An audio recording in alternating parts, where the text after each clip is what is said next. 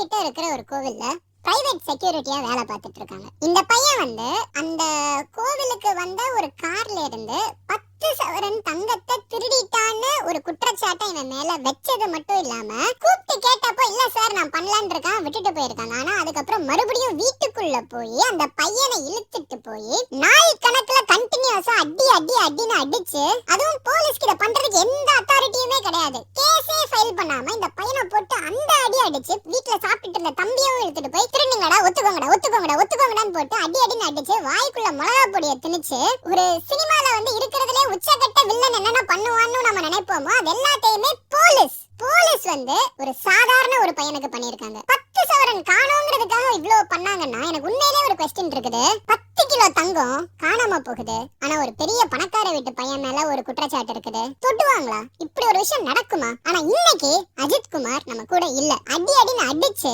சாகடிச்சது மட்டும் இல்லாம செத்ததுக்கு அப்புறம் அதை கவர் அப் பண்றதுக்கு அஜித் வலிக்கு விழுந்து இறந்து போயிருக்கான். எவ்வளவு நாளுங்க இந்த வலிக்கு விழுந்த கதையை போட்டுட்டு இருப்பீங்க? எவ்வளவு நாளுக்கு தான் மக்கள் இதுக்கு ஷேர் பண்ணிட்டே இருப்பாங்க? இன்னைக்கு யாருக்கோ நடக்கிறது நாளைக்கு உங்களுக்கு நடக்கலாம், நாளைக்கு எனக்கு நடக்கலாம், இந்த ஊர்ல இருக்கிற ஒவ்வொருத்தங்களுக்கும் நடக்கலாங்கிற ஒரு கேள்வி இன்னைக்கு மக்களுக்குள்ள வர ஆரம்பிச்சிருக்குது. ஜஸ்டிஸ் ஃபார் அஜித் குமார் அண்ணா அவங்களுடைய அவங்களுக்காக தான் இந்த வீடியோவை மேக் பண்ணியிருக்கேன் கைஸ்.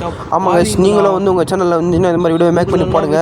ஏன்னா பாவம் கைஸ், அவருக்கு நடந்த நிலைமை யாரும் நடக்கலாம். அதனால எல்லாம் பி கேர்ஃபுல்லாக இருங்க. தயவுசெய்து நல்லா எல்லாம் பார்த்து